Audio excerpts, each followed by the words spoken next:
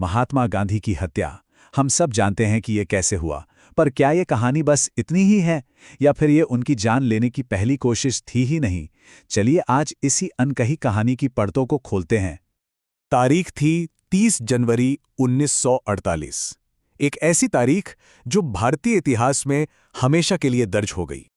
हाँ, यही वो दिन था जब राष्ट्रपिता महात्मा गांधी की हत्या हुई। ये एक ऐसा सच है जिससे हम सब वाकिफ हैं। लेकिन कहानी यहां खत्म नहीं होती। तो सवाल ये उठता है कि क्या ये वाकई उनकी जान लेने की पहली कोशिश थी? इसका जवाब यकीनन चौंकाने वाला है। असलियत तो ये है कि 1948 की वो जो दुखद घटना थी ना, वो कोई अचानक हुई वारदात नहीं थी, बल्कि ये तो सालों से चल रही धमकियों और जानलेवा हमलों की एक लंबी कड़ी का आखिरी हिस्सा थी। यकीन करना मुश्किल है, लेकिन रिकॉर्ड्स बताते हैं कि भारत में महात्मा गांधी पर 5 से भी ज्यादा बार जानलेवा हमले किए गए थे। 5 से भी ज्यादा बार।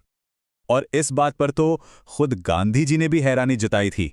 उन्होंने एक बार कहा था, जब मैं किसी को अपना दुश्मन नहीं मानता तो मेरी जान लेने की इतनी कोशिशें क्यों हो रही हैं? सोचिए जरा।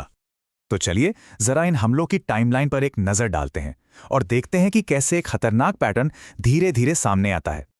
इस सिलसिले की शुरुआत होती है साल 1934 में पुणे से। यहीं पर गांधी जी पर भारत में पहला जानलेवा हमला हुआ था। तारीख थी 25 जून 1934। गांधी जी उस वक्त अपनी हरिजन यात्रा पर थे। छुआछूत के खिलाफ आवाज उठा रहे थे। तभी कुछ गांधी विरोधी चरमपंथियों ने उनके मोटर काफिले पर एक हैंड ग्रेनेड फेंक दिया। खुशकिस्मती से ग्रेनेड निशाने पर नहीं लगा और कुछ अधिकारियों को बस मामूली चोटें आईं। पर गांधी जी, वो जरा भी नहीं घबराए और अपना काम वैसे ही जारी रखा। और जैसा मैंने कहा, ये तो बस शुरुआत थी। देखिए इस टाइमलाइन को। एक डरावना पैटर्न साफ नजर आता है। 1934 में पुणे में ग्रेनेड हमला हुआ। फिर 10 साल बाद 1944 में तो 2 बार हमले हुए। उसके बाद 1946 में ट्रेन को पटरी से उतारने की साजिश रची गई। और आखिर में जनवरी 1948 में उनकी मौत से ठीक पहले एक और हमला हुआ। साल 1944 तो खास तौर पे बहुत खतरनाक था। पहले जुलाई में पंजगनी में नाथूराम गोडसे समेत कुछ लोग उनसे भिड़ने आ गए। गांधी जी ने उन्होंने तब भी शांति से गोडसे को बातचीत के लिए बुलाया, पर उसने साफ मना कर दिया। और फिर बस कुछ ही महीने बाद सितंबर में सेवाग्राम में गोडसे और उसके एक साथी ने चाकू से हमला करने की कोशिश की। अब बात करते हैं 2 साल बाद की। खतरा अब और भी बड़ा हो चुका था। 29 जून 1946 इस दिन निशाना बनाया गया उस स्पेशल ट्रेन को जिसमें गांधी जी पुणे जा रहे थे। प्लान क्या था? प्लान था गांधी स्पेशल ट्रेन को पटरी से ही उतार देना। इसके लिए रेलवे ट्रैक्स पर बड़े बड़े पत्थर रख दिए गए थे।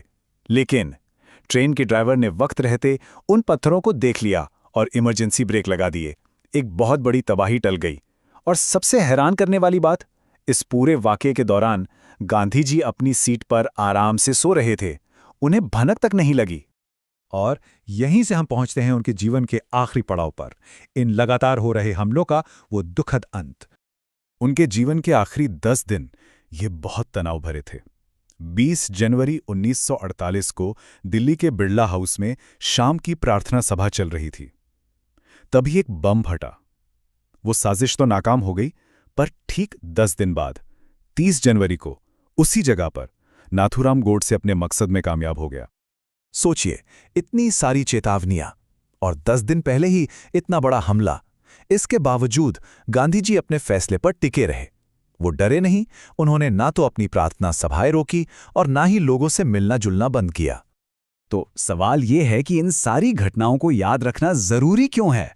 ये सिर्फ इतिहास का एक पन्ना नहीं है, बल्कि ये उनके बलिदान की गहराई को समझने के लिए जरूरी है।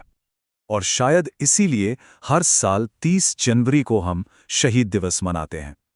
ये दिन सिर्फ महात्मा गांधी को श्रद्धांजलि देने का नहीं है, बल्कि ये उन सिद्धांतों को याद करने का दिन है जिनके लिए वो जिए और जिनके लिए उन्होंने अपनी जान दे दी। सत्य और अहिंसा। तो ये पूरा इतिहास हमें क्या बताता है? ये बताता है कि गांधी जी की हत्या सिर्फ एक दिन की हिंसा का नतीजा नहीं थी। ये तो नफरत के खिलाफ उनके लंबे संघर्ष का एक दुखद अंत था।